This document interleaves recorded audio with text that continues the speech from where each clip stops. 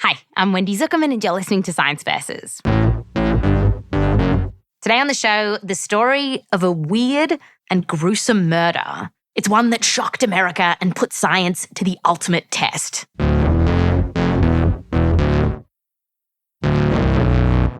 If you've got little kids around, maybe tuck them in at night before you listen to this one. All right, let's jump in. The abdomen had been opened and the intestines taken out. That's senior producer Rose Rimler. She just said the abdomen had been opened and intestine taken out. She's whispering because we're in a library right now. We're poring over the details of the murder. First, the thorax and left thigh of the corpse had been subjected to the action of fire, as shown by the singed hair. Whoa. And the partially roasted state of the skin.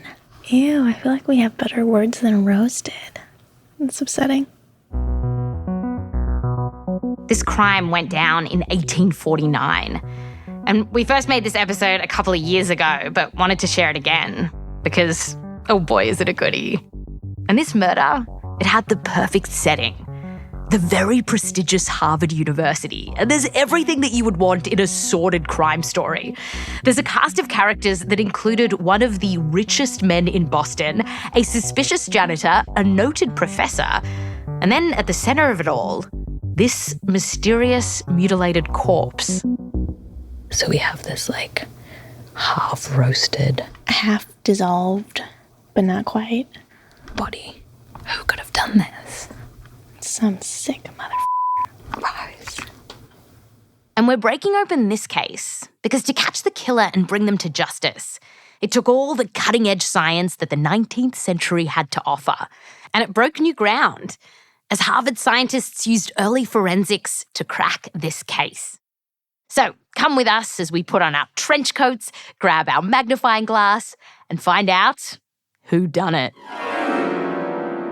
When it comes to podcasts, there's lots of true crime, but then there's some sick Science Versus Murder in the Ivory Tower is coming up just after the break.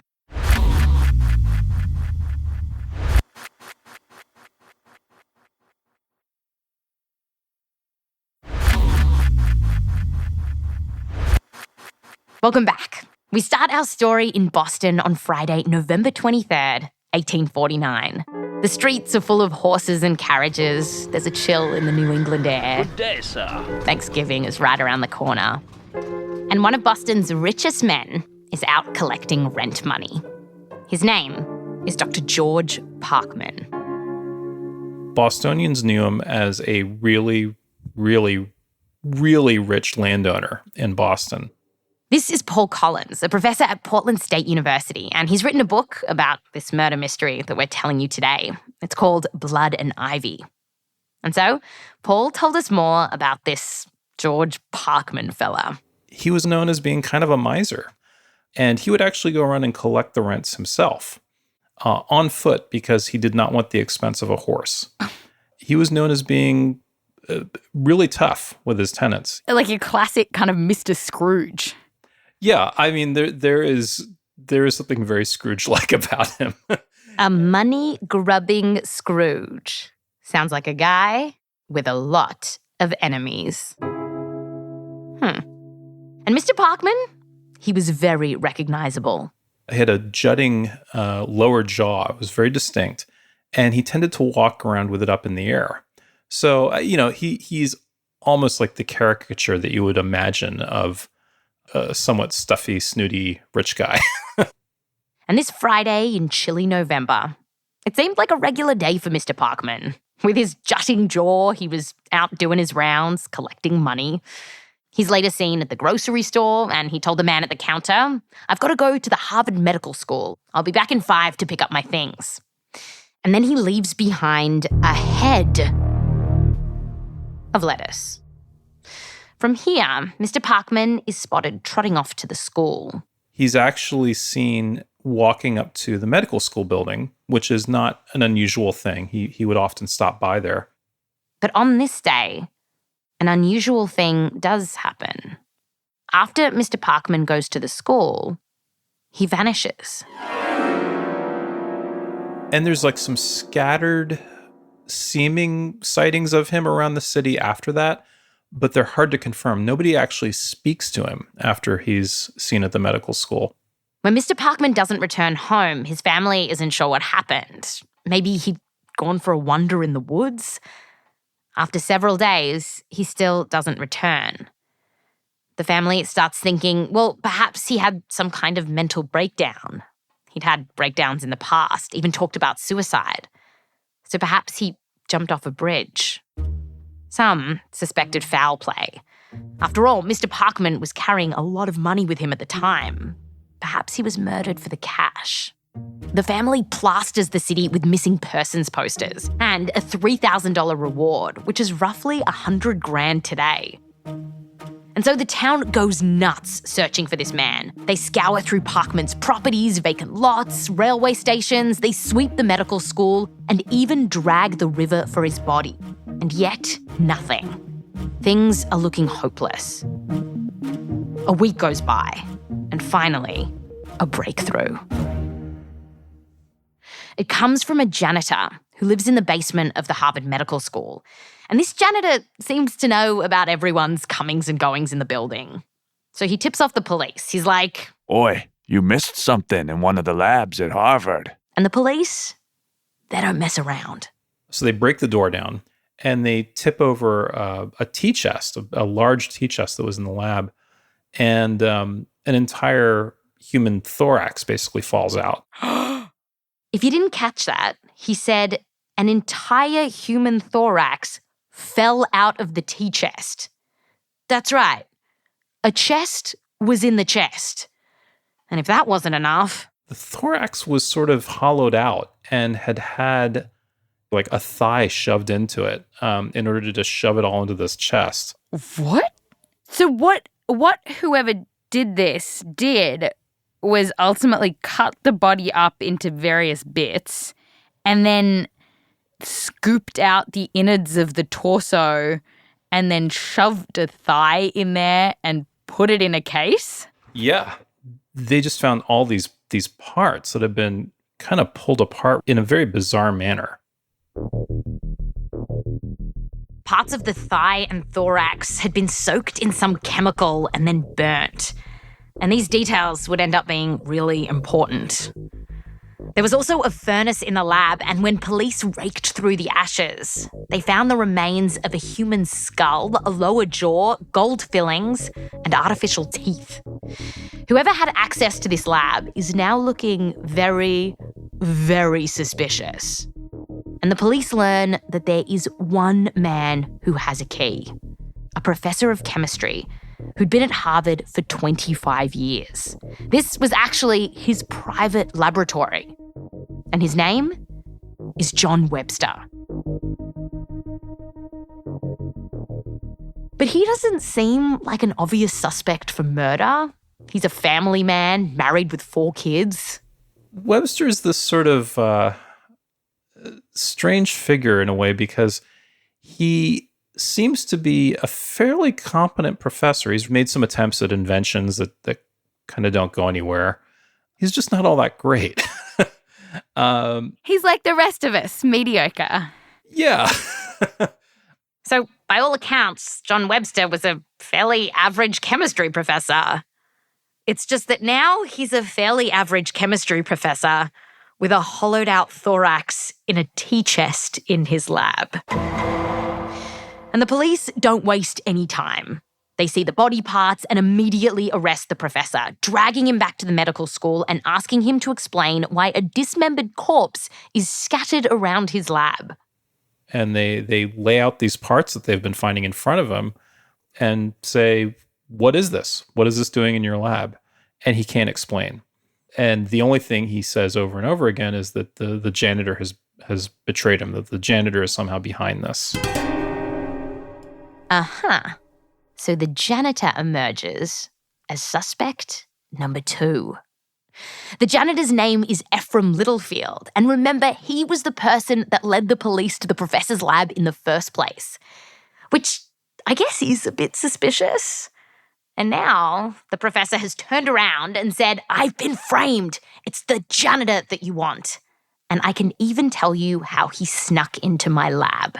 Webster was telling his team, you guys have to go look at the door to my lab because you'll discover that you can pry it up in such a way that someone could break into the lab and plant something. So that's how the janitor got in. And even though Mr. Littlefield is a professional janitor, we found some dirt on him. In fact, he doesn't look nearly as squeaky clean as the professor. He's often described as a swamp Yankee. He is fond of a drink or two, and he allegedly had been quietly running some card games at the medical school late at night. Mm-hmm. So in his downtime, he's a drinker and a gambler. But the real killer piece of evidence against him was what he did at work. Besides cleaning the premises, he helped to procure dead bodies. He literally knew where the bodies were buried. At the time, anatomy students at Harvard were desperate for bodies to dissect. And getting those corpses was dirty business. It often meant paying off body snatchers who literally dug corpses out of graveyards. Yeah, this janitor was really kind of the middleman. He's the guy that would get the money from the professors and then go talk with the body snatchers.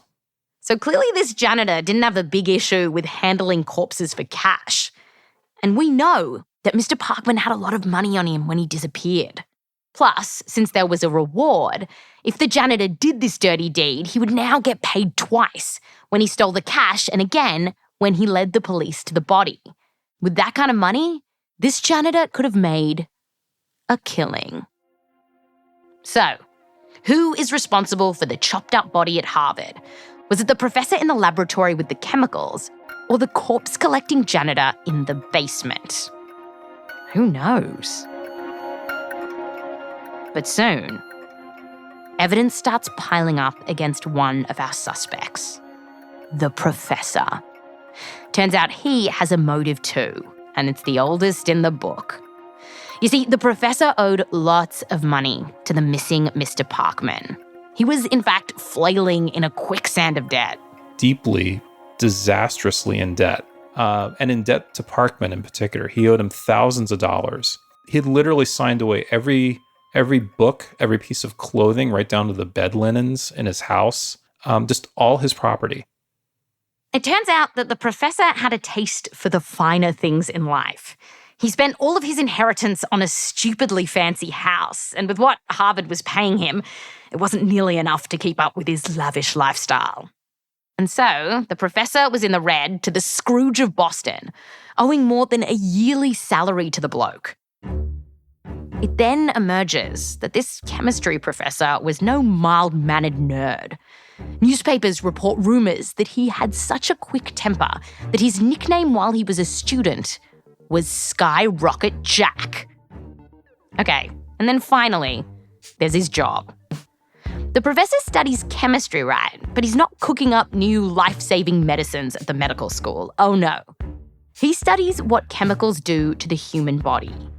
Chemicals like arsenic. The chunks of body in the professor's lab and the fact that he owed the dead man lots and lots of money, it looks bad for the professor. Bad enough for prosecutors to take this case to trial. Yes, the professor would be charged with the murder of Mr. George Parkman. After the break, the trial against the professor. 19th century forensic science gives this case everything it's got. We'll learn how to dissolve a human body, 19th century style, and try to identify a corpse from the hairiness of its legs. Hair-raising science, coming up.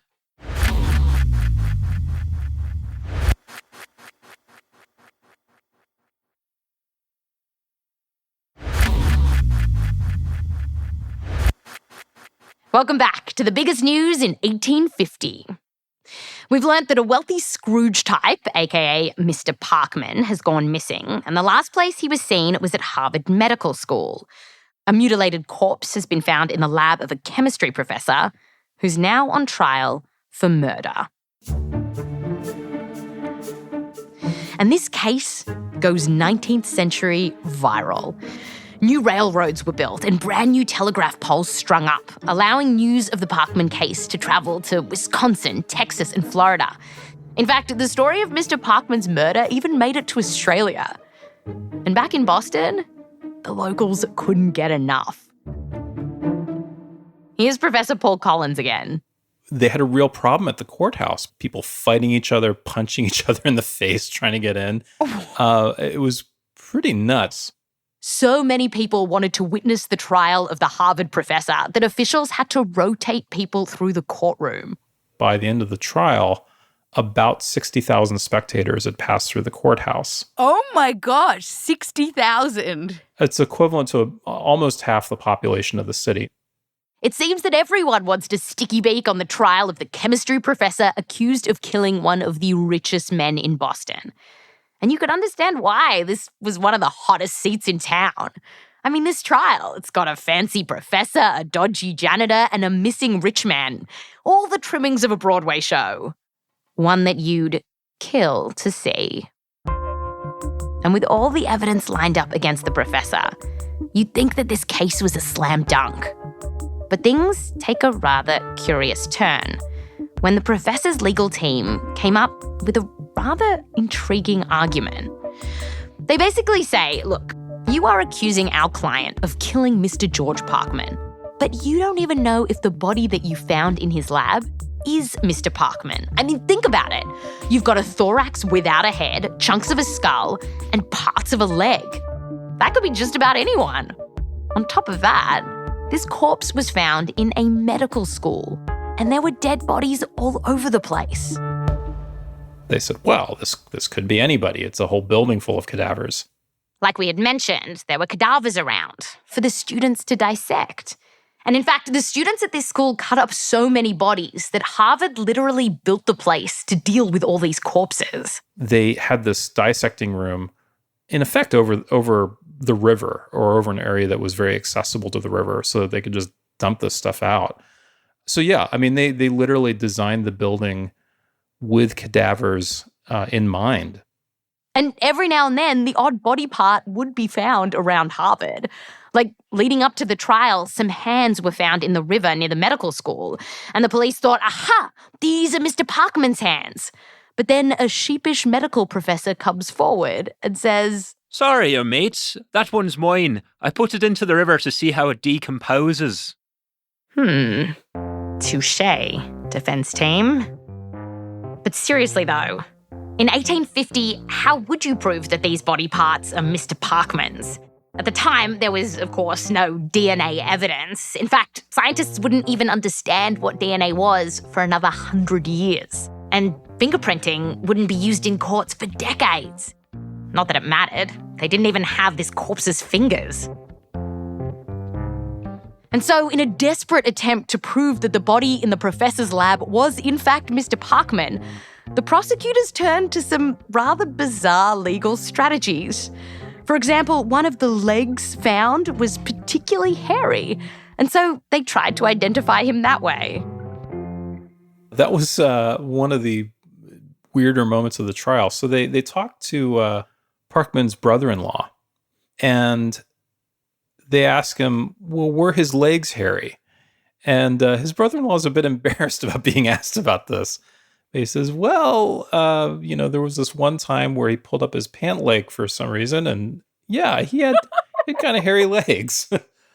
But it's amazing to think about that in a trial today because we have DNA evidence, but to imagine that in order to identify someone as a legitimate piece of evidence, they're like, how hairy was his legs? Yeah. The prosecutors are going to need a hair more proof. And so they find some evidence that we can really sink our teeth into. Bits of dentures and a jaw were found in the furnace of the professor's lab. And so the prosecution thinks perhaps we can prove this is Mr. Parkman by his teeth, and they catch a lucky break. So shortly before his disappearance, Mr. Parkman had visited a dentist to be fitted for dentures. And that dentist had a cast of exactly what Mr. Parkman's jaw looked like. So the prosecution calls the dentist to the stand, and they say basically, do you recognize these bits? And the moment the dentist saw the jaw, he knew exactly what he was looking at. He said, quote, "Dr. Parkman is gone. We shall see him no more." Tears fell down his face, and some people in the crowd broke down crying. And you see, the dentist could identify Mr. Parkman's jaw because it was so odd-looking. This is what we've come for. We're currently looking at the casts that the dentist made of Mr. Parkman's jaw. I got to see the cast of Mr. Parkman's jaw with senior producer Rose Rimler because it's still kept in the archives at Harvard. And so these became this critical piece of evidence to say that that body in the professor's laboratory, that must have been Mr. Parkman because he had this weird jaw. It is kind of protuberant. But it wasn't just that his jaw was so protuberant. We got to see a cast of his dentures as well, and it turns out they were even weirder because Mr. Parkman only had a few teeth left, and so his dentist actually made dentures that would fit around them. This is such a specific cast. You would absolutely be able to identify someone based on this. Yeah, there's like 3 clustered on one side and 1 by itself on the other side. You could just have this like scraggly remains of teeth. That would be pretty, totally like a fingerprint almost. You might think that this would have clenched the case. But at the time, introducing this kind of evidence was a total gamble. It was the first time that dental evidence was introduced into a murder trial in America. And just the idea of identifying a whole person based on pieces of their body was all pretty new and untested science. On top of all that, the defense team had their own dental expert. Here's Paul again. The defense brings in another dentist and says, could you look at a tooth or at a piece of jaw or at a bit of a denture and actually identify who it came from? And the guy says, no. So there's almost this battle of the dentists that basically happens in the courtroom. And it goes on and on. These are definitely his teeth. No way, you'd never know. You couldn't know. Then finally, the dentist for the chemistry professor crumbles and admits, well, it might be Mr. Parkman. What seemed like this wild and untested new form of evidence suddenly becomes very, very powerful. Okay, so the prosecution seems to have convinced people that this body is indeed Mr. Parkman's. But there is one more hurdle. The prosecution now needs to explain why, if it was the professor who'd done it, why did he leave the body in this weird, dismembered state? After all, he's a chemistry professor. If he did commit the murder, surely he would have done a better job of getting rid of the body. Well, yeah, he's a chemistry professor. Why didn't he just dissolve the body? An expert in chemicals takes the stand and says, yes, you can dissolve a body using strong chemicals. But here's the thing. You need a ton of them, particularly to dissolve an entire human body. Parkman was not actually a very heavy guy. He was maybe only 140 pounds. But Just all chin. right. But I mean, that's like industrial quantities. He doesn't have anything like that. And he doesn't have any containers in his lab that are remotely big enough to do that. And there was evidence that someone had tried to dissolve the body. So an expert on the stand, along with this dream team of other Harvard alumni, had done a cutting-edge chemical analysis of the dismembered corpse. This was really, CSI Boston 1800s.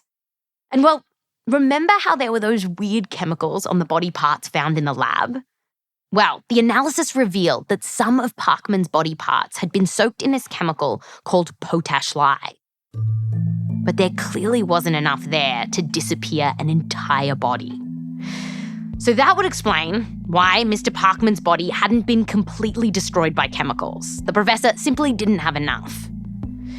Parts of the corpse, if you'll remember, had also been roasted by fire, and there was a small furnace in the laboratory. So then the question became, why weren't the body parts burnt completely? Another learned doctor takes the stand, one who has a lot of experience getting rid of bodies.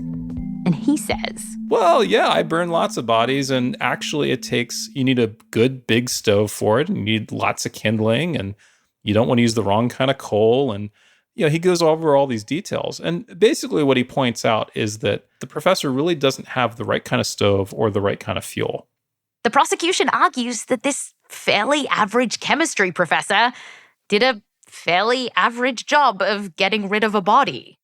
The crowd in the court gasped. Or so we imagined. After the professors totter off the stand, the jury had to work out what the Charles Dickens to do with all this newfangled scientific evidence. The scientific testimony about the teeth, the chemicals, and the fire, it all seemed to add up to the professor having done it. But at the same time, there were no witnesses who saw the professor kill anyone. No one heard a scream, and this professor's never fallen afoul of the law before. And he's pleading innocence, insisting that a sketchy janitor has pulled one over everyone. And there's no conclusive evidence of any kind. Just some toffee professors, a protuberant jaw, a weird set of dentures, and a curious chemical analysis. Would the science be enough? At around 8 p.m, the jury retires to consider the verdict. Just 2.5 hours later, they come back and declare him guilty. The professor was sentenced to death, and the papers went wild. The excitement at this juncture was intense. The prisoner sank back in his chair and wept. An awful and unbroken silence ensued. The jury, as well as the prisoner, trembled and grew faint. May God, of his infinite goodness, have mercy on your soul. But for anyone who still had doubts about the professor's guilt, the truth would soon be revealed. As Professor John Webster sat in his cell awaiting his hanging, he confessed to his minister, and the whole sordid tale was later published in the papers. Here's what the professor said happened. Mr. Parkman, the Scrooge of Boston, came hassling him to repay his debts. He'd always hassled the professor for money, but on that day in November, Mr. Parkman took it one step further and threatened to have the professor fired. By Webster's account, he picks up the nearest thing, which is basically a large sort of stick of wood, and just hits him as hard as he can in the head. Parkman drops dead, and Webster panics. And that's where everything then unravels. And without the dental evidence, the chemical analysis, the scientists, this fancy professor might have gotten away with it. He might have been able to hide behind the reputation of such a prestigious college. After all, at first, who would believe that a family man and a respected professor at Harvard could commit murder? But in the end, at least this time, the science convinced them and won out. I guess murder was on the syllabus. That was my David Caruso. CSI. Who are you? Looks like the dentist took a bite out of crime. Who are you? What about, maybe Mr. Bachman shouldn't have been so mouthy? Who are you? All right. That's Science versus Murder in the Ivory Tower. If you want more gory details about this trial, you have to check out Paul Collins' book. It's called Blood and Ivy, the 1849 murder that scandalized Harvard. It's a really great read, so I do think you should check it out. Also, on our Instagram, which is science_VS, we've got photos of Mr. Parkman's strange jaw, at least the cast of it, and some fun shots of Rose and I hanging out in Boston. Also, if you are on TikTok, come and say hello. I'm at Wendy Zuckerman. I'd love to hear from you.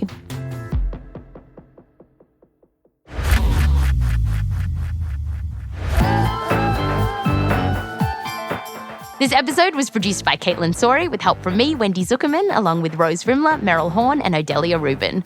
We're edited by Blythe Terrell with help from Caitlin Kenny. Fact-checking by Michelle Harris. Mix and sound design by Emma Munger with help from Bobby Lord. Music by Emma Munger and Bobby Lord.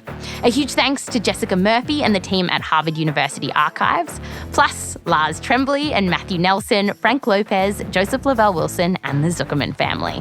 I'm Wendy Zuckerman. Back to you next time.